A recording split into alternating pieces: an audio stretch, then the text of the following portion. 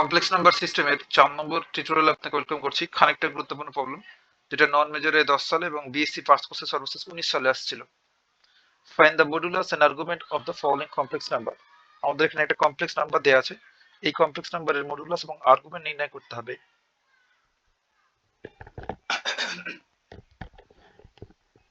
Solution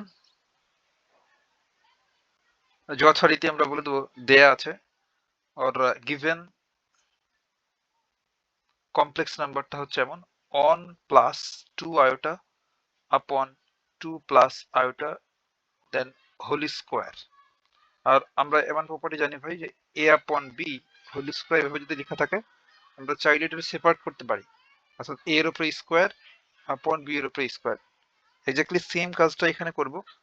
1 plus 2 iota whole square আপন 2 plus iota whole square. কেন আমরা এমনটা করলাম? আমাদের নির্ণয় করতে হবে ভাই মডুলাস এবং আর্গুমেন্ট। আপনি সবসময় একটা বিষয় মাথায় রাখবেন যে যখনই কোনো একটা কমপ্লেক্স নাম্বারের মডুলাস এবং আর্গুমেন্ট নির্ণয় করতে বলবে, তখনই সেই কমপ্লেক্স নাম্বারটাকে আমাদের a প্লাস আউটা b এই আকারে নিয়ে আসতে হবে। কারণ জানি আমরা যে কোনো একটা কমপ্লেক্স নাম্বার যে ইকুয়ালস টু হচ্ছে a প্লাস আউটা b ফরম্যাটে থাকবে, আর এমন ফরম্যাটে থাকলে সেটার জন্য আমরা মডুলাস ইজিলি নির্ণয় করতে পারি under root of a square plus b square. আর চারটা কোঅর্ডিনেটের জন্য আমরা আর্গুমেন্ট নির্ণয় করি, তাই না? তাহলে প্রথম কাজটা হচ্ছে আমাদের এই যে কমপ্লিকেটেড ফর্মে রয়েছে এই কমপ্লেক্স নাম্বারটা, এটার a প্লাস আইটা b আকারে নিয়ে আসা। যেহেতু এটা এখন দেখেন এটা ভাগ অবস্থায় রয়েছে না, সেহেতু আমরা একটু ভেঙে দেবো ফর্মুলাটা। ওপরে a প্লাস b হোল স্কোয়ারের ফর্মুলা ভাঙালে কি হবে? a স্কোয়ার বলতে 1 এর উপরে স্কোয়ার প্লাস 2ab, তাহলে 2 এ 2 4, 4টা i plus b square, b হচ্ছে 2i এর স্কোয়ার, তাই না? তাহলে i স্কোয়ার আর 2 এর উপরে স্কোয়ার দিলে 4 হবে আপন, আর নিচে একইভাবে a প্লাস b হোল স্কোয়ারের ফর্মুলা। তাহলে a স্কোয়ার মানে হচ্ছে 4 প্লাস 2ab, তাহলে হচ্ছে 4i plus b square, b square মানে হচ্ছে i এর উপরে স্কোয়ার। এখন আমরা জানি যে i স্কোয়ার ইকুয়ালস টু হচ্ছে -1, তাই না? একদম তাই। তাহলে সেটা যদি এখানে অ্যাপ্লাই করি তাহলে এখানে পাবো 1 প্লাস 4i, আর এখানে i স্কোয়ার যদি -1 হয় তো প্লাস মাইনাস -4 আপন নিচে 4 plus 4i, R i square মানে হচ্ছে -1। তাহলে নিচে কি থাকছে? 4 থেকে 1 গেলে 3 থাকে, আর উপরে -4 আর প্লাস 1, তাহলে -3 থাকছে, -3 প্লাস 4 আয়োটা, এবং নিচে হচ্ছে 3 প্লাস 4 আয়োটা। এখন এই ফর্মেট যখন আসে ভাই, তখন আমরা কি করি? নিচেরটার কনজুগেট দ্বারা উপরে আর নিচে গুণ করি। তাহলে 3 প্লাস 4 আয়োটা, এটার কনজুগেট হচ্ছে 3 মাইনাস 4 আয়োটা, এটা দ্বারা বোথ সাইড উপরে আর নিচে মাল্টিপ্লাই করব। তাহলে -3 4 আয়োটা উপরে মাল্টিপ্লাই করছি 3 মাইনাস 4 আয়োটা দ্বারা, অর্থাৎ নিচেরটার কনজুগেট দ্বারা। নিচে আছে 3 প্লাস 4 আয়োটা, এইটার কনজুগেট হচ্ছে 3 মাইনাস 4 আয়োটা। এই 3 মাইনাস 4 আয়োটা দ্বারা উপরে আর নিচে মাল্টিপ্লাই করলাম। আমরা ইতিমধ্যে সব জানি যে a প্লাস আই বি ফর্মে নিয়ে আসতে গেলে কি করতে হয়? নিচেরটার কনজুগেট দ্বারা উপর আর নিচে মাল্টিপ্লাই করতে হয়। এখন নিচে দেখেন ভাই, নিচে হচ্ছে আমাদের a স্কোয়ার মাইনাস b স্কোয়ারের ফর্মুলা। তাহলে এটা লিখতে পারি 3 square minus i square 4 square, তাই না? 4i স্কোয়ারকে আমরা ভেঙে লিখলাম, আর উপরে জাস্ট টানা গুণ করব। এই -3 এর সাথে এই 3, এই -3 এর সাথে এই 4i, আবার 4i এর সাথে এই 3, 4i এর সাথে এই -4i। তাহলে -9 -3 আর 3 মাল্টিপ্লাই করলে, আর -3 আর -4i মাল্টিপ্লাই করলে প্লাস 12টা i। এবার 4i এর সাথে এটা মাল্টিপ্লাই করলে হবে প্লাস 12টা i, আর 4i আর -4i মাল্টিপ্লাই করলে হবে মাইনাস 4 4 16, তাই না? 16i square. এখন আবার যদি আমরা i স্কোয়ার ইকুয়ালস টু -1 বসাই দিই এখানে, এই i স্কোয়ার ডিফারেন্স মানে, তাহলে কি লিখতে পারবো? -9 12টা i আর 12টা i, তাহলে 24টা i, আর i স্কোয়ার মানে -1, তাহলে মাইনাসে প্লাস 16 আপন 3 এর উপর স্কোয়ার করলে 9, আর i স্কোয়ার -1, তাহলে প্লাসে মাইনাসে মাইনাসে প্লাস, আর 4 এর উপর স্কোয়ার করলে হবে 16। তাহলে এখন এখানে কি পাবো, -9, এখানে পজিটিভ 16, তাহলে এখানে 7, তাই না? তাহলে উপরে থাকছে 7 প্লাস 24i, আর নিচে হচ্ছে 25। এখন আমরা এই হরটাকে সেপারেট করে ফেলতে পারি। তাহলে 7/25 প্লাস আয়োটা, দেন 24/25। এটাই হচ্ছে আমাদের a plus iota B format. এই অংশটা হচ্ছে a, আর এটা হচ্ছে i, এটা হচ্ছে v। তাহলে এটা হচ্ছে a plus iota B format, তাই না? a plus iota B format যখন হয়ে যায়, তখন আমরা ইজিলি এটার জন্য মডুলাস এবং আর্গুমেন্ট নির্ণয় করতে পারবো।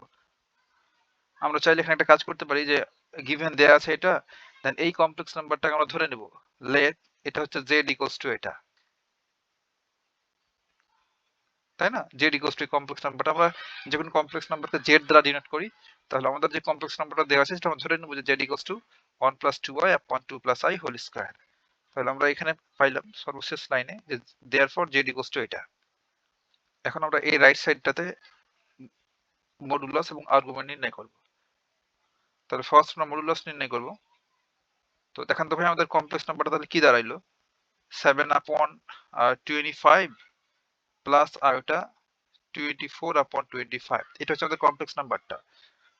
তাহলে এটার জন্য আমাদের মডুলাস নির্ণয় করতে হবে। তাহলে mod z equals two x square plus y square, তাই না? কিংবা a square plus b square বলতে পারেন যদি a প্লাস i b আকারে থাকে, আর যদি x প্লাস আয়োটা b বলেন তাহলে x square plus y square. তাহলে 7/25 এটার স্কয়ার প্লাস 24/25 এটার হোল স্কয়ার। জাস্ট আমরা এখানে বেসিক ক্যালকুলেশন করব। এই 7 এর উপর স্কয়ার করলে 7 × 7 = 49, তাহলে 49, আর 25 এর উপর স্কয়ার করলে হবে 625, প্লাস 24 এর উপর স্কয়ার করলে হবে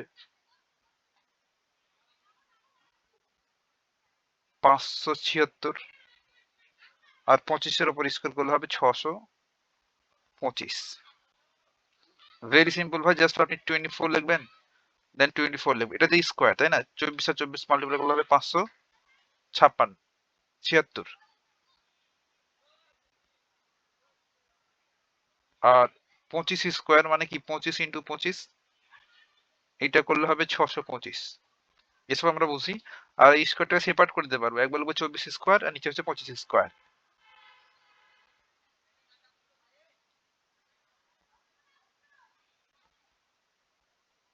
তো এখানে যদি আমরা ভেতরে লসাগু করি তাহলে লসাগুটা হবে 625, তাহলে এখানে পাচ্ছি 49 প্লাস এখানে পাবো 576। এই 49 এর সাথে 576 যোগ করলে হবে 625, আর আপন 625। তাহলে 625 কে 625 তে ডিভাইড করলে পাবো 1, জাস্ট 1। তাহলে আমাদের মড জেড, অর্থাৎ আমাদের যে কমপ্লেক্স নাম্বারটা পাইলাম a প্লাস ib আকারে প্রকাশ করে, এই কমপ্লেক্স নাম্বারের মডুলাস হচ্ছে জাস্ট 1। এখন আমাদের আর্গুমেন্ট নির্ণয় করতে হবে। তাহলে এই জেড কমপ্লেক্স নাম্বারটার আর্গুমেন্টটাকে আমরা এমন ভাবে ডিনোট করি যে argument arg, argument of Z complex নাম্বারের আর্গুমেন্টটা হচ্ছে জাস্ট থিটা, তাই না? তাহলে theta equals to tan inverse, আমাদের দেখেন তো ভাই এই কমপ্লেক্স নাম্বারটা কোথায় আছে, এটা হচ্ছে x, তাহলে x হচ্ছে পজিটিভ, আর এই y এটাও পজিটিভ। x আর y যখন পজিটিভ হয় তখন আমাদের কমপ্লেক্স নাম্বারটা কোথায় থাকে, ফার্স্ট কোঅর্ডিনেটে থাকে। এই ফার্স্ট কোঅর্ডিনেটের জন্য আমাদের আর্গুমেন্টটা হলো theta equals to tan inverse y/x এর মডুলাস। তাহলে tan ইনভার্স আমাদের y এর ভ্যালু হচ্ছে এই অংশটুকু, 24/25, এটা হচ্ছে y, আর x হচ্ছে 7/25।